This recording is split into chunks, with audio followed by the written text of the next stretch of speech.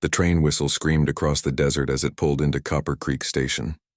Margaret O'Sullivan pressed her face against the dusty window, watching the small Arizona town appear through the heat waves.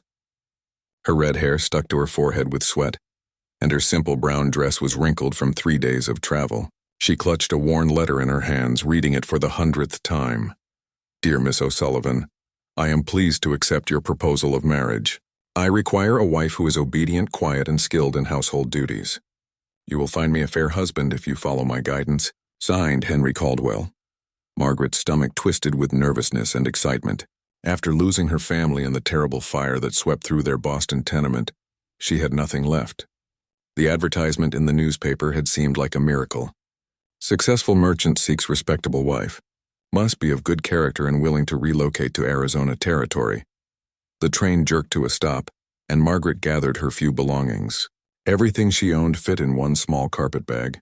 She had sold her mother's wedding ring to pay for the train ticket, keeping only $3 for emergencies.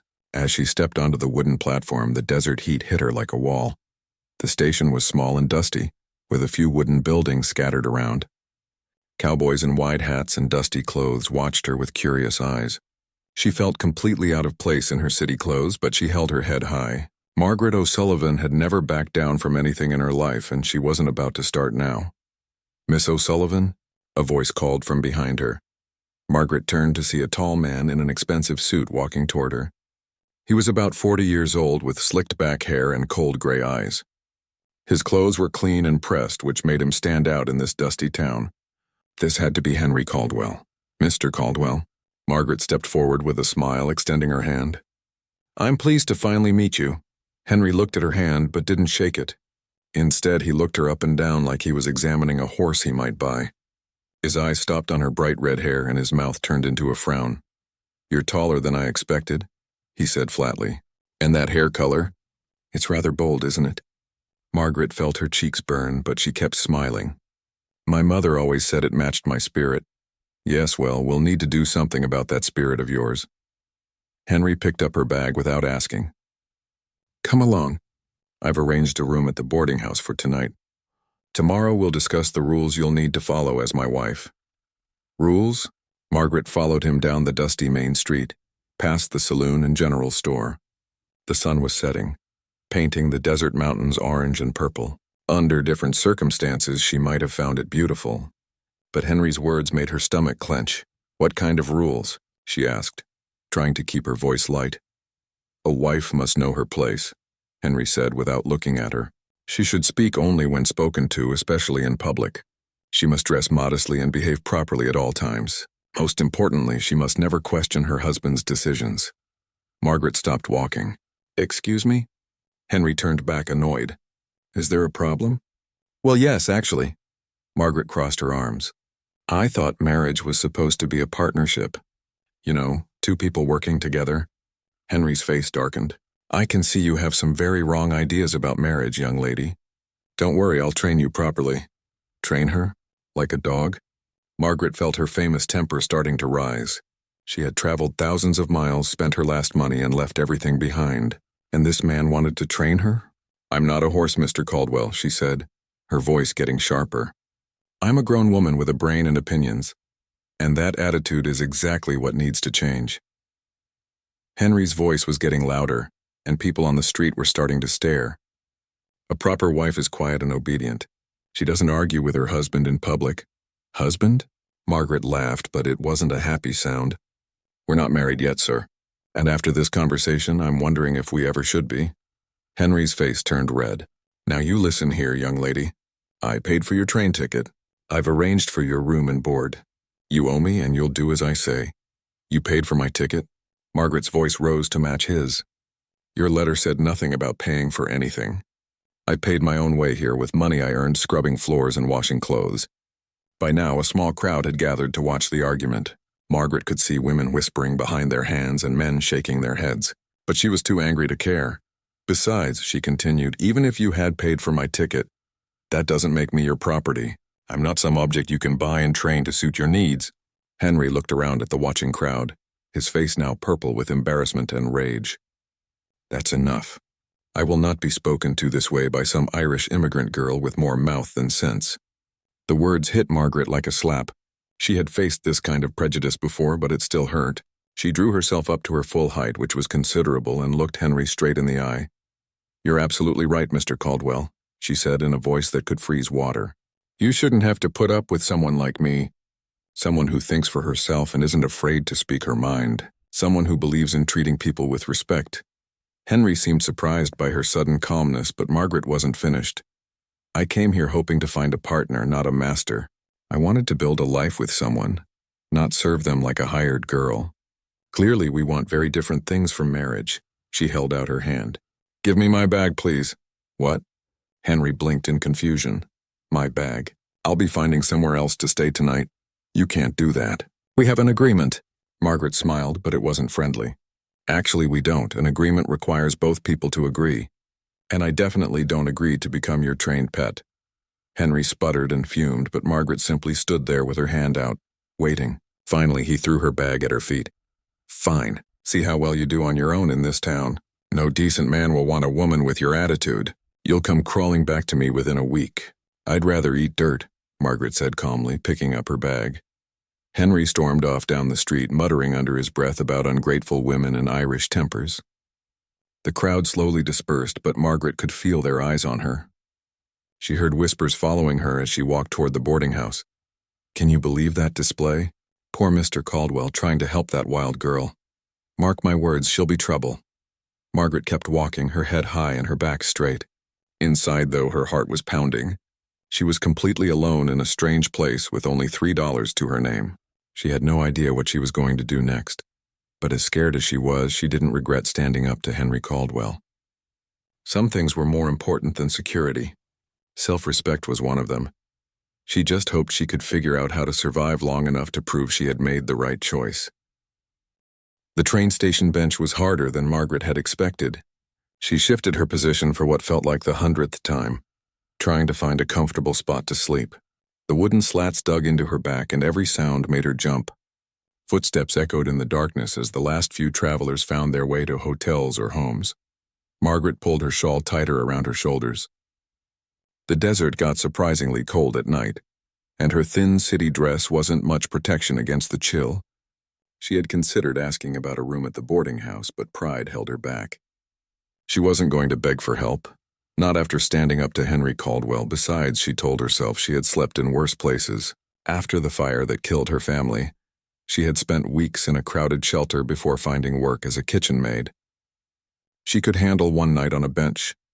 The station master, an elderly man with kind eyes, had offered to let her wait inside until morning. "It's not safe for a young lady to be out here alone," he had said gently. But Margaret knew he was just being polite. She couldn't impose on his kindness when she had no way to repay it. As the hours crawled by, Margaret tried not to think about how empty her stomach felt. She had eaten only a piece of bread and an apple during the long train ride, saving her money for whatever came next. Now she wondered if that had been wise. Dawn finally crept over the mountains, painting the sky soft pink and gold. Margaret stood up slowly, her muscles stiff and sore. She smoothed down her wrinkled dress and tried to fix her hair. If she was going to find work, she needed to look respectable. The town was starting to wake up. She could smell coffee and bacon coming from the hotel restaurant, making her stomach growl loudly. But food would have to wait. First, she needed to find a job. Margaret walked down the main street, looking for anywhere that might need help. The general store was just opening, so she stepped inside. The owner, a round man with a gray beard, looked up from counting money in his cash box. "Help you, miss?" "I'm looking for work," Margaret said, trying to sound confident. "I can clean, cook, help with customers, keep books." The man's friendly expression changed when he recognized her. "You're that girl from yesterday, the one who made all that fuss with Mr. Caldwell." Margaret's heart sank, but she kept her voice steady. "Yes, sir. But that has nothing to do with my ability to work hard." "I'm afraid it does, miss." The store owner shook his head. "This is a respectable business. I can't have someone with your temperament working here. What if you lost your temper with a customer?" "I would never—" Margaret started, but the man was already turning away. "Sorry, miss. Nothing personal." Margaret left the store with burning cheeks. She tried the bakery next, then the hotel, then the dress shop. Each time the answer was the same. Word of her argument with Henry had spread through the small town overnight, and no one wanted to hire the difficult Irish girl. By midday, Margaret was exhausted and discouraged. She sat on a bench outside the church trying to think of what to do next. Her $3 wouldn't last long and she was starting to feel dizzy from hunger. "You look like you could use some help." Margaret looked up to see an older woman standing nearby. She was probably in her 50s with graying hair pulled back in a neat bun. Her dress was simple but clean, and she had a no-nonsense look about her. "I'm Mrs. Henderson," the woman said. "I run the boarding house. I heard about your situation." Margaret straightened her shoulders. "If you're here to lecture me about my behavior yesterday, you can save your breath." Mrs. Henderson's eyebrows went up. "Actually, I was going to offer you work." Margaret blinked in surprise. "Work? My kitchen girl ran off last week to get married. I need someone to help with cooking and cleaning." Mrs. Henderson studied Margaret carefully. "The pay isn't much, but it includes meals and a small room." It sounded too good to be true. "Why would you hire me when no one else will?" Mrs. Henderson was quiet for a moment. "Because I know what it's like to be a woman alone in this world," she said finally. "And because I saw what happened yesterday. Henry Caldwell is a pompous fool who thinks women should be seen and not heard. Good for you for telling him what you thought."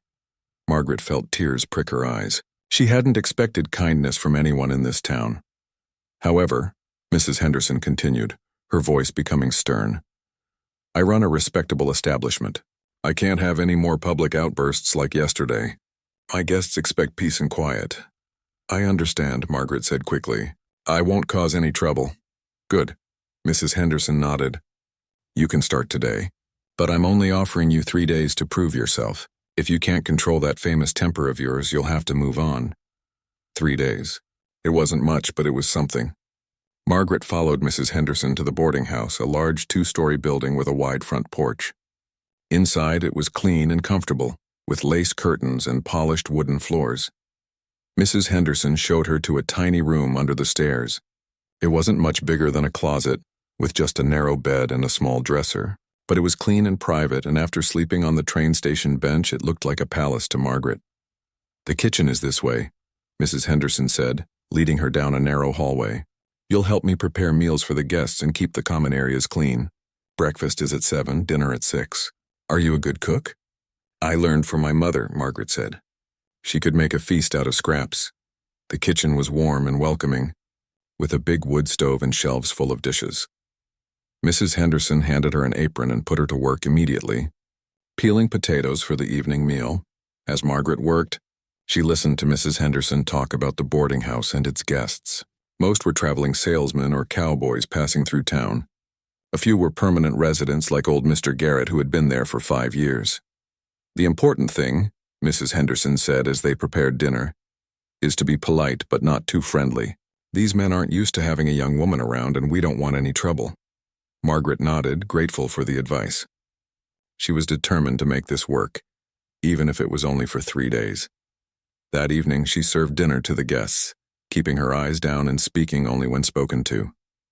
It went against every instinct she had, but she bit her tongue and did as Mrs. Henderson had instructed. After the guests finished eating, Margaret cleaned the dishes and swept the floors. Her back ached and her hands were raw from the hot water, but she felt a sense of accomplishment. She had made it through her first day. As she finally collapsed into her small bed, Margaret thought about how quickly her life had changed. Yesterday morning, she had expected to be planning a wedding. Tonight, she was a working woman, earning her own way in the world. It wasn't the life she had planned, but maybe that wasn't such a bad thing. At least now she was free to make her own choices, even if those choices were limited. She just had to make sure she could control her temper for 2 more days. After that, she would figure out what came next. The morning sun was already beating down hard when Sam Crawford rode into Copper Creek. His horse, a sturdy brown mare named Belle, kicked up small clouds of dust with each step. Sam pulled his worn hat lower over his eyes as he guided Belle toward the general store. He needed supplies, and more importantly, he needed to get away from the ranch for a few hours. The past 2 years had been the loneliest of his life. Ever since his younger brother Jake died in that flash flood, the ranch felt too big and too quiet. Sam did his best to keep busy with the cattle and the endless repairs that ranch life demanded, but the silence was getting to him. He tied Belle to the hitching post and stepped onto the wooden sidewalk. The town was busier than usual for a Thursday morning. People seemed to be gathered in small groups talking in low voices. Sam nodded to a few folks he knew but didn't stop to chat. He had never been much for town gossip. Inside the general store, Sam gathered the things he needed: flour, coffee, beans, and ammunition for his rifle. The store owner, Mr. Peterson, seemed distracted as he added up the bill. "You hear about that mail-order bride situation?" Peterson asked, clearly wanting to share the story. Sam shook his head. He tried to stay out of other people's business. Well, Henry Caldwell brought in a bride from back east. Irish girl with red hair and a temper to match. Made quite a scene right here on Main Street. Told Henry off in front of half the town, then refused to marry him. "Can't say I blame her," Sam said quietly, counting out money for his purchases. Peterson looked surprised. "Really? I mean, Henry's a good catch. Successful businessman, nice house." Sam had met Henry Caldwell a few times and hadn't been impressed. The man seemed to think his money made him better than everyone else. "A woman should have a choice in who she marries," Sam said, picking up his supplies. As he walked back toward Belle, Sam noticed a commotion outside the bakery. A small crowd had gathered, and he could hear angry voices. Against his better judgment, he moved closer to see what was happening. In the center of the crowd, a young boy of maybe 8 or 9 was cowering against the bakery wall. The boy's clothes were patched and dirty, and he looked scared. Standing over him was the bakery owner, Mr. Hollis, holding a long wooden spoon like a weapon. "Thieving little rat," Hollis was shouting. "I'll teach you to steal from me." The boy held up his hands to protect his face. "I wasn't stealing. I was just looking." "Liar!" Hollis raised the spoon to strike the child. "Stop that right now." The voice was clear and strong with a slight Irish accent. Sam turned to see a young woman pushing through the crowd. She had bright red hair that caught the sunlight, and green eyes that flashed with anger. This had to be the mail-order bride Peterson had mentioned. The woman stepped between Hollis and the boy, her chin raised defiantly. "What exactly do you think you're doing?"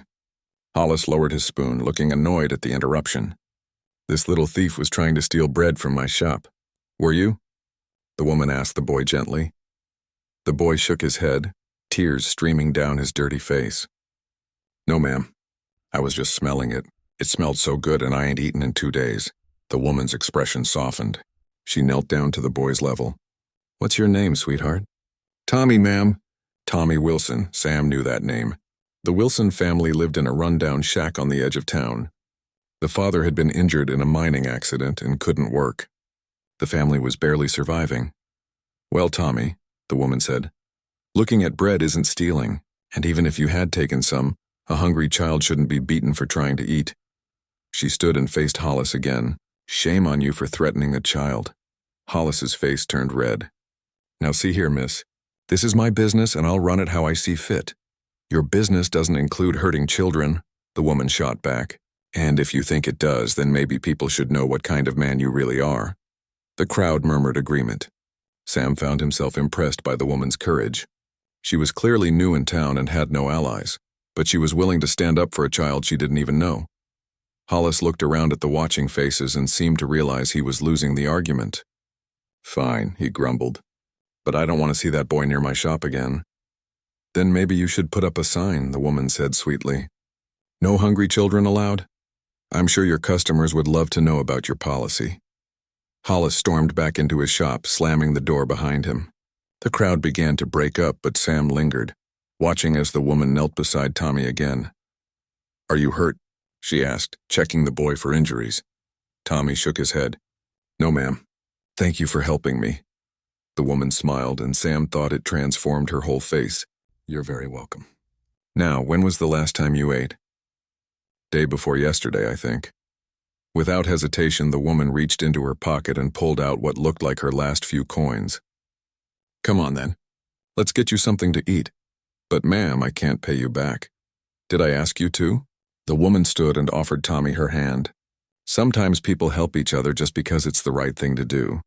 Sam watched them walk toward the hotel restaurant, his mind working. Most people in town had walked past Tommy Wilson dozens of times without giving him a second glance. But this woman, who was struggling herself from what Sam had heard, had used her last money to feed a hungry child. Over the next few days, Sam found himself coming to town more often than usual. He told himself it was because he needed extra supplies or had business at the bank. But really, he was curious about the red-haired woman who had stood up to both Henry Caldwell and Mr. Hollis. He learned her name was Margaret, and that she was working at Mrs. Henderson's boarding house. He watched from a distance as she hurried down the street with her head held high, ignoring the whispers that followed her. He saw her stop to help an elderly woman carry her groceries and witnessed her cleaning up after a drunk cowboy had made a mess outside the saloon. What impressed Sam most was her dignity. Despite the way the town was treating her, she never seemed defeated. She worked hard, kept to herself mostly, and didn't complain. But when she saw something wrong, like Tommy being threatened, she didn't hesitate to act. Sam had been alone for so long that he had almost forgotten what it felt like to admire someone. His brother Jake had always been the social one, the one who made friends easily and charmed everyone he met. Sam was quieter, more careful with people. The ranch suited him because cattle didn't judge you or spread gossip. But watching Margaret, Sam felt something stirring that he hadn't felt in years. It wasn't just attraction, though she was certainly beautiful. It was recognition. Here was someone who understood what it meant to stand alone, to face the world with nothing but your own strength and dignity. On his fourth visit to town that week, Sam finally worked up the courage to speak to her. He was loading supplies into his wagon when he saw her coming out of the boarding house. She looked tired, and there were flour stains on her apron. "Miss Margaret?" he called softly. She turned, and Sam saw wariness in her green eyes. She probably expected another lecture about her behavior. "Yes?" Sam suddenly felt tongue-tied. He wasn't good with words like Jake had been. "I just wanted to say, what you did for the Wilson boy was kind." Margaret's expression softened slightly. "Anyone would have done the same." Sam shook his head. "No, ma'am. Most people didn't. Most people walked right by." They stood there for a moment, just looking at each other. Sam noticed that Margaret's eyes held both strength and sadness, like someone who had seen too much hardship for her age. "Are you from around here?" Margaret asked. "I have a ranch about 10 miles north of town. Cattle mostly." Sam felt awkward, but he pressed on. "It's hard work, but honest work." Margaret nodded. "Honest work is the best kind." Before Sam could say anything else, Mrs. Henderson appeared in the doorway of the boarding house. "Margaret, there you are. I need help with the afternoon preparations." "Coming, Mrs. Henderson." Margaret gave Sam a small smile. "It was nice meeting you, Mr. Crawford." "Sam Crawford." "Mr. Crawford." She turned to go, then looked back. "Thank you for what you said. Not many people have been kind since I arrived." As Sam watched her disappear into the boarding house, he realized something had changed. For the first time in 2 years, he was looking forward to his next trip to town. Margaret's hand shook as she folded her few belongings into her carpet bag. This was it. Her 3 days at Mrs. Henderson's boarding house were up, and she had nowhere left to go. She had hoped that proving herself as a hard worker might earn her a permanent position, but Mrs. Henderson had made it clear that morning that it wasn't possible. "I'm sorry, dear," the older woman had said, not meeting Margaret's eyes. "You're a good worker, and I have no complaints about your behavior here. But some of my regular guests have been uncomfortable with your presence. They've heard the stories about your confrontation with Mr. Caldwell, and they think you might cause trouble." Margaret had wanted to argue, to point out that she had been nothing but polite and helpful during her stay, but she knew it wouldn't matter. In a small town like Copper Creek, reputation was everything, and hers was already ruined. She sat on the edge of her narrow bed trying to think of options. She could use her remaining money to buy a train ticket to another town, but then she would arrive somewhere else with nothing but the clothes on her back. At least here she knew where things were and had met a few kind people. A soft knock on her door interrupted her thoughts. "Come in," she called. Mrs. Henderson peeked inside, looking uncomfortable. "There's a gentleman here to see you. Mr. Crawford from the cattle ranch." Margaret's heart skipped a beat. She had thought about Sam Crawford several times since their brief conversation outside the boarding house. He seemed different from the other men in town, quieter, more thoughtful. But she couldn't imagine why he would want to see her. "Should I tell him you'll be down in a moment?" Mrs. Henderson asked. "Yes, please." Margaret quickly smoothed her hair and checked her appearance in the small mirror. She looked pale and tired, but there wasn't much she could do about that. Downstairs in the front parlor, Sam Crawford stood with his hat in his hands. He was a tall man, probably in his 30s, with dark hair and serious brown eyes. His clothes were clean but worn, and his hands showed the calluses of hard work. "Mr. Crawford," Margaret said, stepping into the room. "This is a surprise." Sam turned, and Margaret noticed he seemed nervous. "Miss Margaret, thank you for seeing me." He glanced around the room, then back at her. "I heard you might be leaving town." Margaret felt her cheeks burn with embarrassment. "Word travels fast in a small place." "Yes, it does." Sam was quiet for a moment, as if gathering his thoughts. "I want to make you a proposition." Margaret raised an eyebrow. After her experience with Henry Caldwell, she was wary of propositions from men she barely knew. "What kind of proposition?" "A business arrangement," Sam said quickly, as if he could read her thoughts. "I need help at my ranch and you need work. It could benefit both of us." Margaret crossed her arms. "What exactly would this arrangement involve?" Sam took a deep breath. "My ranch house is in terrible shape. I'm not much of a cook or housekeeper, and my bookkeeping is a mess. I could use someone to manage the household, help with the accounts, and assist during busy times like cattle drives." It sounded reasonable, but Margaret had learned to be suspicious of offers that seemed too good to be true. "And what would I get in return?" "Fair wages, room and board, and complete independence," Sam said. "You would have your own room and you could come and go as you pleased. If you decided you wanted to leave, you could do so at any time." Margaret studied his face, looking for signs of deception, but Sam Crawford's brown eyes were steady and honest. "Why me?" she asked. "You could hire any number of women in town." Sam was quiet for a long moment. "Because you're not afraid to stand up for what's right," he said finally. "And because I think you understand what it's like to be judged unfairly." The simple honesty of his answer caught Margaret off guard. She had expected flowery compliments or empty promises. Instead, Sam was offering her something she hadn't had in a long time: respect. "This would be strictly a business arrangement?" she asked. "Nothing more?" "Nothing more," Sam confirmed. "I'm not looking for a wife or a companion. I just need help running my ranch, and you need honest work." Margaret felt a flutter of hope in her chest, but she forced herself to think practically. "What about housing? You said I would have my own room?" "The ranch house has 4 bedrooms. My brother used to live there with me before he died. You would have complete privacy. And wages?" Sam named a sum that was more than fair, more than Margaret had ever earned in her life. "Plus meals and anything you need for the household." It was a generous offer, almost too generous. Margaret wondered what the catch was. "Why are you really doing this, Mr. Crawford? You don't know anything about me except that I have a reputation for causing trouble." Sam smiled slightly, and Margaret noticed how it changed his whole face. "I know you defended a hungry child when no one else would. I know you work hard and don't complain.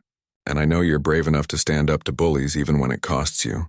Margaret felt tears prick her eyes. It had been so long since anyone had seen her good qualities instead of just her flaws.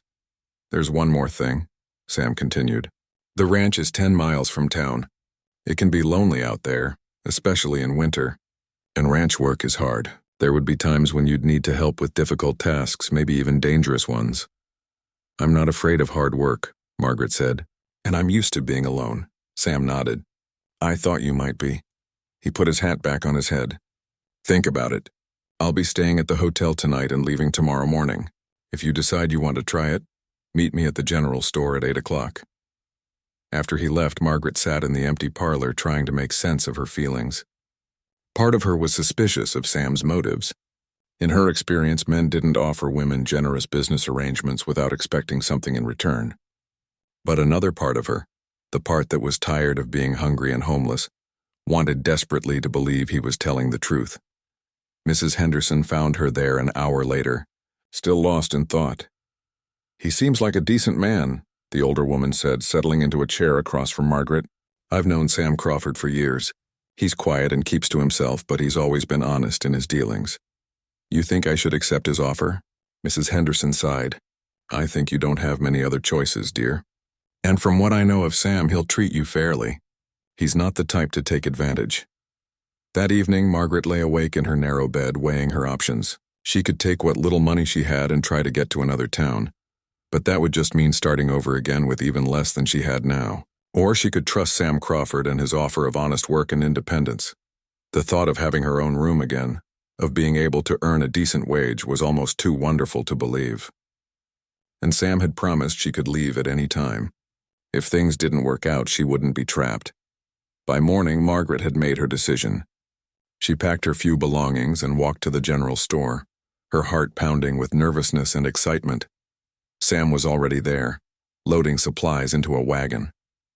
When he saw her, his serious face broke into a genuine smile. "I was hoping you'd come," he said simply. "I hope we can make this work." "Mr. Crawford," Margaret replied, setting her bag in the wagon. "Sam," he corrected, "and I think we can." As the wagon rolled out of Copper Creek toward the open range, Margaret felt something she hadn't experienced in months: hope. Maybe this arrangement would work out and maybe it wouldn't. But for the first time since arriving in Arizona, she felt like she had a real chance at building a new life. The desert stretched out before them, vast and beautiful under the morning sun. Margaret had never seen anything like it, and despite her nervousness about what lay ahead, she found herself smiling. "It's beautiful," she said softly. Sam followed her gaze to the distant mountains. "Yes, it is. Hard to believe something so beautiful can be so unforgiving." Margaret thought about his words as they rode in comfortable silence. Maybe that described her new situation perfectly. Beautiful but unforgiving. She would have to be strong and careful to survive, but for the first time in a long time, she felt ready for the challenge. The Crawford ranch house appeared in the distance like a mirage shimmering in the afternoon heat. Margaret shaded her eyes with her hand, studying her new home as Sam's wagon bumped along the dusty trail. The house was bigger than she had expected, a sturdy wooden structure with a wide front porch and several outbuildings scattered around it. As they got closer, though Margaret could see that the place needed work. The porch steps sagged slightly, paint was peeling from the shutters, and the yard was overgrown with weeds. It looked like a place where a man had been living alone for too long. "I know it's not much to look at right now," Sam said, noticing her expression. "I haven't paid much attention to the house since my brother died." "It has good bones," Margaret replied diplomatically. "Sometimes that's all you need." Sam helped her down from the wagon and carried her bag to the front porch. The wooden boards creaked under their feet, but they felt solid enough. When Sam opened the front door, Margaret got her first look at the inside of her new home. The front room was large and comfortable, with a stone fireplace and furniture that looked well made but dusty. Newspapers and books were scattered on every surface, and Margaret counted at least 6 coffee cups sitting around the room in various stages of emptiness. "The kitchen is through here," Sam said, leading her down a short hallway, "and your room is upstairs." The kitchen was the worst part of the house. Dirty dishes were stacked everywhere, the floor needed scrubbing, and something in the corner smelled suspicious. Margaret tried not to let her dismay show on her face. "I'm not much of a housekeeper," Sam admitted, looking embarrassed. "I usually just eat whatever's easiest and wash dishes when I run out of clean ones." "Well, that's why you hired me," Margaret said cheerfully. "Let me see my room and then I'll get started." The upstairs bedroom was actually quite nice once Margaret pushed open the shutters to let in some light. It was larger than her room at the boarding house, with a real window that looked out over the ranch land. The bed was covered with dust, but the mattress felt good when she tested it. "There are sheets and blankets in that chest," Sam said from the doorway. "And if you need anything else, just let me know." "This will be perfect," Margaret said honestly. "Thank you." Sam nodded and headed back downstairs. "I'll be out checking on the cattle until supper time. Take your time getting settled." After he left, Margaret stood in her new room and took a deep breath. For the first time in months, she had a space that was truly her own. No one could tell her to leave, at least not for a while. She had work to do and money to earn. She spent the rest of the afternoon making the room livable and then tackling the kitchen. By the time Sam returned from his work, she had managed to wash most of the dishes and clear enough space to actually cook a meal. "Something smells good," Sam said, hanging his hat on a hook by the door. "Just beans and cornbread," Margaret replied, stirring a pot on the stove. "I'll do better once I know what supplies you have." They ate dinner at the kitchen table, which Margaret had scrubbed clean and set with proper plates and utensils. Sam seemed amazed by this simple touch of civilization.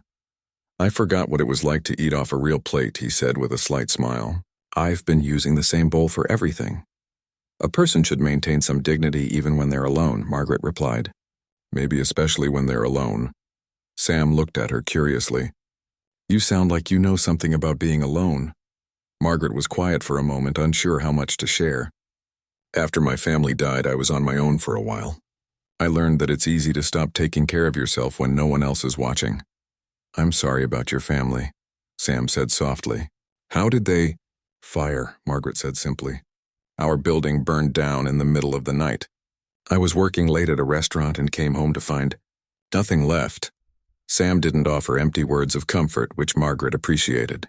Instead, he just nodded and continued eating. After a few minutes, he said, My brother Jake died in a flash flood 2 years ago. He was trying to save some cattle that got trapped in a wash during a storm. Were you close? Very close. He was 5 years younger than me, but he was the one everyone loved. Funny, charming, always had a joke or a story to tell. Sam's voice grew quiet. This place has been too quiet ever since. They finished their meal in comfortable silence. Margaret found herself studying Sam's face in the lamplight. He had strong features and kind eyes, but there was sadness there too. She recognized the look of someone carrying grief. After dinner, Sam showed her where he kept his account books. Margaret nearly gasped when she saw the state of his record-keeping. Bills and receipts were stuffed into boxes with no organization, and his ledger book hadn't been updated in months. How do you know how much money you have? She asked in amazement. Sam looked embarrassed. I just count what's in the coffee tin and hope for the best. Margaret shook her head. No wonder you need help. This is going to take me weeks to sort out. I pay my bills and my taxes, Sam said defensively. I'm not completely hopeless. I'm sure you're not, Margaret said with a smile. But keeping proper books will help you plan better and save money. You might even be losing money without knowing it. Over the next few weeks, Margaret settled into ranch life with surprising ease.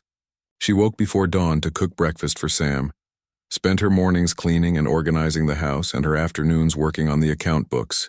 In the evenings, she often helped Sam with ranch chores that required an extra pair of hands. The work was harder than anything she had done before, but Margaret found she enjoyed it. There was something satisfying about seeing immediate results from her efforts. The house grew cleaner and more comfortable each day. The books began to make sense, and even Sam seemed more relaxed. The real test came during calving season, when several of the cows were having difficult births. Margaret found herself working alongside Sam through long nights, helping deliver calves and caring for exhausted mothers. It was messy, exhausting work, but Margaret didn't complain. You're not squeamish, Sam observed after a particularly difficult birth that had left them both covered in mud and worse things. I helped deliver babies in Boston, Margaret replied, washing her hands in a bucket of water. Cows aren't that different. Sam looked surprised. Babies? Sometimes the doctor couldn't get to the tenements in time. The women had to help each other. Margaret dried her hands on a towel. You learn to do whatever needs doing. As spring turned into early summer, Margaret noticed changes in both herself and Sam. She was getting stronger from the physical work, and her skin was turning golden brown from the sun. Sam seemed less lonely, more likely to smile and make conversation during their meals together. They developed an easy routine that suited them both. Sam handled the cattle and the heavy ranch work, while Margaret managed the household and the books.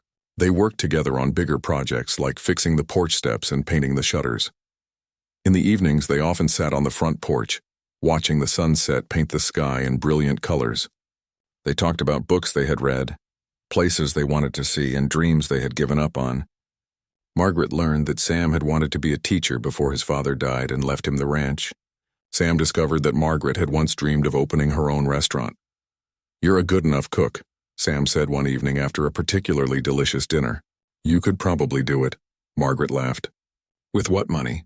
And where? I don't think Copper Creek is ready for an Irish woman's cooking establishment. Maybe not Copper Creek, Sam agreed, but somewhere. These conversations felt dangerous to Margaret, even though she couldn't say exactly why. Sam never made her feel uncomfortable or pressured her for anything beyond their business arrangement. But sometimes she caught him looking at her with an expression she couldn't read, and sometimes she found herself watching him too. The problem was that she was starting to care about him.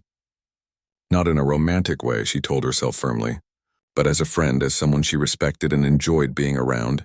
The ranch was becoming more than just a place to work. It was starting to feel like home, and that scared her. Margaret had learned not to get too attached to anything, because loss was always waiting around the corner. She had a job and a place to stay, but that could change at any time. Sam could decide he didn't need her anymore, or he could meet someone he wanted to marry, or any number of things could happen to disrupt her new life. So she tried to keep her distance emotionally, even as she grew more comfortable with the daily routine. She was polite but not too friendly, helpful but not overly invested. It was a careful balance, and most days she managed it successfully. But some evenings, when they sat together in comfortable silence watching the stars come out, Margaret found herself wishing that this arrangement could be more than temporary. She pushed those thoughts away as quickly as they came, but they kept returning, like unwelcome visitors she couldn't quite turn away. The drought started slowly, like most disasters do. At first, Sam just mentioned that they needed rain soon. Then the creek that ran behind the house began to run lower each day. By midsummer, it was barely a trickle, and the grass in the pastures was turning brown despite Sam's efforts to move the cattle to better grazing areas. Margaret watched Sam's worry grow with each passing day. He spent longer hours checking on the cattle and the water sources, coming home exhausted and covered in dust. At dinner, he would stare out the window at the cloudless sky with a look that made Margaret's chest tight with sympathy. "How bad is it?" she asked one evening as they sat on the porch. The air was still hot even though the sun had set, and there wasn't a breath of wind to provide relief. Sam was quiet for a long time. "Bad," he said finally. "If we don't get rain soon, I'm going to have to move the cattle to the north pasture near Devil's Creek. It's the only place with decent water left." Margaret had heard him mention Devil's Creek before, always with reluctance. "What's wrong with that area?" "It's dangerous country. Rocky with steep drops and unpredictable water crossings. Plus, it's a long way from the house. I'd have to camp out there for weeks to keep an eye on the herd." Sam rubbed his forehead wearily. "And even then, I'm not sure there's enough water for all the cattle." "What happens if there isn't?" Sam's voice was grim. "I'll have to sell them at whatever price I can get, probably at a huge loss. If I can't pay my debts, I could lose the ranch." Margaret felt a chill despite the heat. She had grown to love this place, to think of it as home. The idea of Sam losing everything he had worked for made her angry at the unfairness of it all. "There has to be something we can do," she said. "We?" Sam looked at her with surprise. Margaret realized what she had said and felt her cheeks burn. "I mean, what you can do. It's your ranch, but you said we," Sam pointed out gently. "And you're right. If we're going to save this place, it'll take both of us working together." The next morning, Sam announced his plan to move the cattle to Devil's Creek. Margaret immediately began packing supplies for the journey, but when she loaded her bedroll onto the wagon, Sam stopped her. "You're not coming," he said firmly. "It's too dangerous." Margaret straightened to her full height and gave him the look that had made Henry Caldwell back down. "Excuse me?" "The trail to Devil's Creek is treacherous. There are places where one wrong step could send you falling hundreds of feet. And the water crossings are unpredictable. What looks safe one minute can turn deadly the next." "I didn't ask if it was dangerous," Margaret said coolly. "I said I was coming with you." Sam crossed his arms. "And I said you're not." They stood facing each other in the morning heat, neither willing to back down. Margaret could see the stubborn set of Sam's jaw and realized he was just as determined as she was. "Look," she said, trying a different approach. "You said yourself it would take both of us to save the ranch. How are you going to manage dozens of cattle by yourself? I've done it before." "When?" "Before your brother died?" Margaret saw Sam flinch and pressed her advantage. "You need help, Sam, and I'm the only help you've got." Sam was quiet for a long moment. "If something happened to you out there, then that would be my choice to make," Margaret said softly. "I'm not some fragile flower who needs protecting. I've been taking care of myself for a long time." Finally, Sam nodded reluctantly. "All right. But you do exactly what I say when I say it. No arguments." Agreed. The journey to Devil's Creek took 2 days of hard travel through some of the most beautiful and terrifying country Margaret had ever seen. The landscape was all red rock cliffs and deep canyons with narrow trails that seemed to hang in midair. Sam was right about the danger. One careless moment could be fatal. But Margaret found herself exhilarated rather than frightened. There was something magnificent about this wild country that spoke to something deep inside her. She had spent her whole life in crowded cities and settled towns. Out here, with nothing but sky and stone and endless space, she felt truly free for the first time. Sam noticed her reaction. "You're not scared," he observed as they made camp the first night. "Should I be?" "Most people would be. My brother's fiancée came out here once and had nightmares for weeks afterward." Margaret was quiet for a moment. "What happened to her?" "After your brother died? She married a banker in Phoenix 6 months later. Can't say I blame her. This isn't an easy life for a woman." "It's not an easy life for anyone," Margaret pointed out, "but that doesn't mean it's not worth living." When they reached Devil's Creek, Margaret understood why Sam had been reluctant to bring the cattle here. The creek ran through a narrow canyon with steep walls on both sides. The water was deeper than she had expected, but it moved fast and looked treacherous. "The cattle will have to cross here," Sam explained, pointing to a relatively wide spot in the creek. "But the current is strong and the bottom is rocky. If a cow slips and gets swept downstream, we'll just have to make sure that doesn't happen," Margaret said with more confidence than she felt. They spent the next several days moving the cattle in small groups, with Margaret and Sam working on opposite sides of the creek to guide them across safely. It was exhausting, dangerous work. The cattle were nervous about the water, and it took all their skill to convince them to cross. On the fourth day, disaster nearly struck.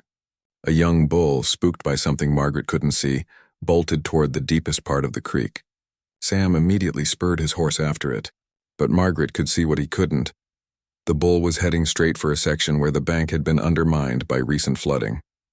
Without thinking, Margaret kicked her horse into a gallop, angling to cut off the bull before it reached the dangerous area. She could hear Sam shouting behind her, but she couldn't make out the words over the thunder of hoofbeats. She reached the bull just as it started to slide down the crumbling bank. Margaret leaned out of her saddle and grabbed the rope around the animal's neck, using her horse's momentum to pull it back from the edge. For a terrifying moment, she thought both she and the bull might go over anyway. Then Sam appeared on the other side, adding his rope to hers, and together they managed to haul the frightened animal to safety. "Are you completely out of your mind?" Sam demanded once the bull was secure. His face was pale and his hands were shaking. "You could have been killed, but I wasn't," Margaret pointed out, though she was shaking too. "And neither was the bull." "That's not the point. What if you had fallen? What if your horse had stumbled? What if—" Sam stopped talking abruptly and stared at her with an expression Margaret couldn't read. They were standing very close together and she could see the fear and something else in his brown eyes. "What if I had lost you?" he said quietly. The words hung in the air between them, heavy with meaning. Margaret felt her heart start to race, and not from the recent danger. "Sam," she began, but she didn't know how to finish. "I can't lose anyone else," Sam said, his voice rough with emotion. "I thought I could keep this just business, keep my distance. But I can't. He stopped and looked away. "You're too important now." Margaret felt something shift inside her chest, like a door opening that she had kept carefully locked. "Important how?" Sam met her eyes again. "You know how." They stood there in the desert heat, surrounded by cattle and red rock cliffs, and Margaret felt the world change around them. The careful distance she had maintained for months crumbled away, leaving her defenseless against feelings she had been trying to ignore. "This is complicated," she said softly. "I know. We have an arrangement, a business relationship, I know that too. And I've never been good at this kind of thing. Relationships. Letting people close." Sam stepped closer, close enough that she could see the gold flecks in his brown eyes. "Neither have I, but maybe we could figure it out together." Margaret felt herself nodding before she had consciously decided to agree. Maybe we could. That night they sat by their campfire and talked until the stars came out, not about business or ranch work, but about dreams and fears and the loneliness that had brought them both to this place. Margaret told Sam about the nightmares she still had about the fire that killed her family. Sam talked about the guilt he carried over his brother's death, how he still wondered if he could have done something to save Jake. "You can't think that way," Margaret said gently. "You'll drive yourself crazy with what-ifs." "Is that how you got past losing your family?" Margaret considered the question. "I don't think you ever get past something like that. You just learn to carry it without letting it crush you." When they finally returned to the ranch a week later, something fundamental had changed between them. They still maintained separate bedrooms and kept their arrangement professional during the day. But in the evenings, they sat closer together on the porch. Their conversations grew deeper and more personal, and sometimes Margaret caught Sam looking at her with an expression that made her pulse quicken. She was falling in love with him, she realized. Despite all her resolutions to keep her distance, despite her fear of being hurt again, despite the uncertain future that stretched ahead of them, she was falling in love with a quiet, honorable man who treated her as an equal and made her feel safe in a way she had never experienced before. The question now was what to do about it. Margaret was hanging laundry on the line behind the house when she saw the dust cloud approaching from the direction of town. Living on a ranch had taught her to notice things like that. Unexpected visitors usually meant either good news or trouble, and lately, trouble seemed more likely. She shaded her eyes with her hand and watched as a fancy black carriage made its way up the dirt road to the house. Her stomach dropped when she recognized the passenger. Henry Caldwell sat stiffly in the driver's seat, wearing his best suit despite the heat. Beside him sat another man Margaret didn't recognize, someone in a dark coat who looked official and unfriendly. Sam was out checking the north fence line and wouldn't be back for hours. Margaret quickly smoothed her hair and wiped her hands on her apron. Whatever Henry wanted, she would have to face it alone. The carriage pulled up in front of the house and both men climbed down. Henry looked exactly the same as he had 3 months ago, pompous and self-important. The other man was older, with graying hair and cold blue eyes that seemed to catalog everything he saw. "Miss O'Sullivan," Henry said, his voice dripping with false politeness. "You're looking, well." Margaret crossed her arms and stayed on the porch, keeping the advantage of higher ground. "Mr. Caldwell, this is a surprise." "I'm sure it is." Henry gestured to his companion. "This is Mr. Davidson, a lawyer from Tucson. We've come on a matter of business." Margaret's heart started beating faster, but she kept her voice steady. "What kind of business?" Mr. Davidson stepped forward, pulling a folded paper from his coat. "Miss O'Sullivan, I have here a legal document detailing the financial obligations you incurred when you entered into a marriage contract with my client." "I never signed any marriage contract," Margaret said firmly. "But you did accept transportation to Arizona Territory under the understanding that you would marry Mr. Caldwell," Davidson continued smoothly. "When you broke that agreement, you created a debt that must be repaid." Margaret felt the ground shifting under her feet. "What debt?" Henry smiled, and it wasn't pleasant. "Train fare from Boston to Copper Creek. Room and board for the night I had reserved for you. Compensation for the humiliation and damage to my reputation caused by your public rejection." "That's ridiculous," Margaret snapped. "I paid my own train fare, and I never stayed in any room you reserved." "Nevertheless," Davidson said, consulting his papers, "the total amount owed comes to $150, plus interest and legal fees. That brings the current debt to $200. Margaret felt like she'd been punched in the stomach. $200 was more money than she had ever seen in her life. Even with her wages from Sam, it would take her years to save that much. "I don't owe you anything," she said, but her voice sounded weaker than she wanted. "I'm afraid the law disagrees," Davidson replied. "You have 30 days to pay the full amount. If you cannot, you will be arrested for breach of contract and fraud." "Fraud?" Margaret's voice rose. "How is refusing to marry someone fraud?" Henry stepped forward, his face ugly with satisfaction. "You came here under false pretenses, presenting yourself as a suitable wife when you clearly had no intention of fulfilling your obligations. That's fraud, Miss O'Sullivan." Margaret wanted to argue, to point out that Henry was the one who had broken their agreement by demanding she become his trained pet. But the legal document in Davidson's hands made her feel helpless and trapped. "Of course," Henry continued, his tone becoming falsely generous, "there is another way to resolve this matter." "What way?" "Marry me as originally planned. Become the wife I contracted for and the debt disappears." Margaret stared at him in disbelief. "You can't be serious." "I'm perfectly serious." "You're not getting any younger, Miss O'Sullivan, and your reputation in this territory is questionable. This may be your last chance at respectable marriage." The casual cruelty of his words hit Margaret like a slap. She was 23 years old, hardly an old maid, but Henry was right about her reputation. After months of gossip and speculation, Most people in the territory thought of her as either a troublemaker or worse. "I need time to think," Margaret said finally. "Of course," Davidson replied. 30 days, as I mentioned. We'll be staying in Copper Creek until this matter is resolved." After they left, Margaret sank onto the porch steps, her legs too shaky to support her. $200 might as well have been $2,000. There was no way she could pay such an amount, and she knew Henry was counting on that.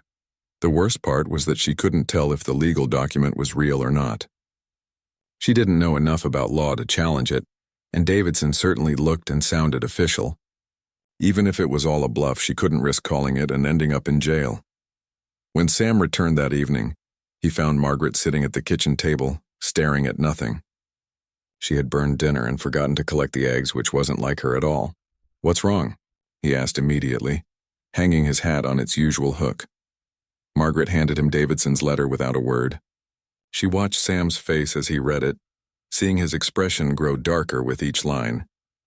"This is nonsense," he said when he finished. "You don't owe Henry Caldwell anything. Can you prove that in court?" Margaret asked wearily. Sam was quiet for a moment. "No," he admitted.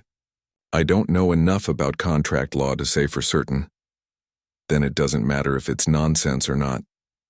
Margaret stood up and walked to the window, looking out at the land she had come to love. "I can't pay $200, Sam. Even if I worked for free for the next 3 years, I couldn't save that much." "I could pay it," Sam said quietly. Margaret spun around to face him. "Absolutely not. Why not? I have the money, and this whole situation is ridiculous.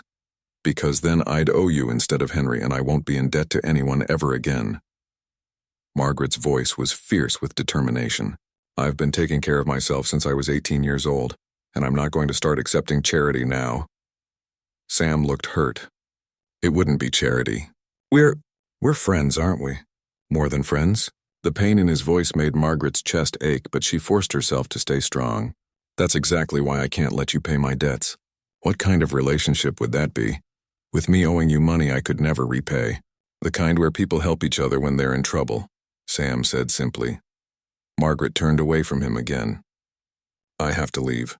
"What?" "I have to leave the territory before they can arrest me. Maybe go to California or Colorado. Somewhere Henry can't follow." "You're running away." Sam's voice was sharp with disbelief. Margaret felt tears sting her eyes, but she blinked them back. "I'm being practical. If I stay, I'll either end up in jail or married to a man who thinks I'm his property. If I go somewhere else, I can start over again." "What about the ranch? What about us?" The raw pain in Sam's voice almost broke Margaret's resolve. She wanted nothing more than to turn around and tell him she would stay, that they would figure out some way to fight Henry together. But that was just fantasy. In the real world, women like her didn't win fights against men like Henry Caldwell. "There is no us," she said, hating herself for the lie. "We had a business arrangement, remember? I work for you, you pay me wages. That's all?" "That's not all, and you know it." Sam's voice was getting louder. These past few weeks, I thought." "You thought what?" Margaret forced herself to turn around and face him. "That we were going to live happily ever after? That love conquers all?" She laughed bitterly. "This isn't a fairy tale, Sam. This is real life, and in real life, people like Henry always win." Sam stared at her for a long moment, and Margaret saw hurt and disappointment and something else in his brown eyes. Something that looked like understanding. "You're scared," he said quietly. "Of course I'm scared. I could go to jail. Not of jail. Of us. Of letting yourself care about someone who might leave you or die or disappoint you." Sam stepped closer. "You're running away because you're afraid of being happy." His words hit too close to home, and Margaret felt her carefully maintained control start to crack. "Don't," she whispered. "It's true, isn't it? You've been waiting for something to go wrong since the day you got here, looking for an excuse to leave before I could hurt you the way other people have." Margaret felt tears start to fall despite her efforts to stop them. "Please don't make this harder than it already is. I love you," Sam said simply. "I know that complicates things, but I love you, Margaret. And I think you love me too." The words she had been longing to hear hit her like a physical blow. "It doesn't matter," she sobbed. "Love isn't enough. It's never enough." She ran past him toward the stairs, but Sam caught her arm gently. "What if it could be?" he asked. "What if we fought for it instead of running away? Margaret looked into his face and saw everything she wanted but couldn't have. A future, a partnership, a love that could withstand whatever the world threw at them. For just a moment, she let herself believe it was possible. Then reality crashed back down on her. "Henry will never stop," she said. "Even if we found a way to fight this, he'll just find something else. Some other way to make my life miserable. Then we'll fight that too." Margaret pulled away from him. "I can't ask you to do that. I won't ruin your life along with mine." She ran upstairs before he could answer, locking her bedroom door behind her. Margaret woke before dawn just as she had planned.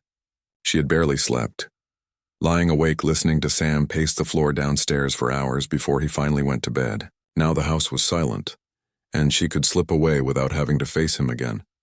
She dressed quietly and gathered her packed belongings. Everything she owned still fit in the same worn carpet bag she had carried from Boston. It seemed impossible that months of living here had left so few traces, but she had learned long ago not to accumulate things she couldn't carry. As she crept down the stairs, Margaret tried not to look at the home she was leaving behind. The kitchen where she had cooked hundreds of meals, the front room where she and Sam had talked by the fire on cold evenings, the porch where they had watched the sunset paint the sky in brilliant colors. All of it would have to become just memory now. She had written Sam a letter, trying to explain her decision and thank him for everything he had given her. The words had seemed inadequate on paper, but what could she say? That leaving him was the hardest thing she had ever done? That she would rather face Henry's jail than live without Sam? But she couldn't bear to watch him suffer for her problems? Margaret left the letter on the kitchen table and picked up her bag. Just a few more steps and she would be out the door, walking toward town and the morning stage that would take her away from Arizona territory forever. Going somewhere? Margaret spun around to find Sam standing in the doorway, already dressed for the day. His hair was rumpled and his eyes were red with exhaustion, but his voice was calm. I thought you were asleep," she stammered. "Did you really think I wouldn't notice you packing? The floorboards in this house creak every time someone takes a step." Sam moved into the kitchen and picked up her letter, but he didn't open it. "Running away in the middle of the night, Margaret? That doesn't seem like you." Margaret lifted her chin, trying to find her courage. "It's better this way. No long goodbyes, no arguments. No chance for me to change your mind, you mean? You can't change my mind. This is the only choice that makes sense." Sam set the letter down and looked at her with those steady brown eyes that saw too much. "The only choice that feels safe, you mean?" Margaret felt her carefully constructed resolve start to waver. "Don't make this harder than it has to be. I'm not the one making it hard. You are by refusing to fight for what we have." "What we have?" Margaret laughed, but it sounded more like a sob. "We have nothing, Sam. A few months of pretending, a business arrangement that got out of hand. That's all. Is that really what you think?" Sam stepped closer, and Margaret could see the hurt in his eyes. "These past months meant nothing to you?" Margaret wanted to lie to make this easier for both of them. But looking at Sam's face, she couldn't do it. "They meant everything," she whispered. "That's why I have to go." "That doesn't make sense." "It makes perfect sense." Margaret's voice rose with desperation. "I love you, Sam. I love this place, this life we've built together. But loving something doesn't mean you get to keep it. I learned that when my family died." Sam was quiet for a moment, studying her face. "So you're going to throw away our future because you're afraid of losing it?" "I'm being realistic. Henry won't stop until he destroys me, and I won't let him destroy you too. What if I told you Henry can't touch us?" Margaret stared at him. "What do you mean?" Sam reached into his pocket and pulled out a folded paper. "I rode to town last night after you went to bed. Had a long talk with Sheriff Martinez and Doc Wilson." "Sam, what did you do?" "I found out the truth about Henry's legal document." Sam's voice was grim with satisfaction. "Turns out Davidson isn't a lawyer at all.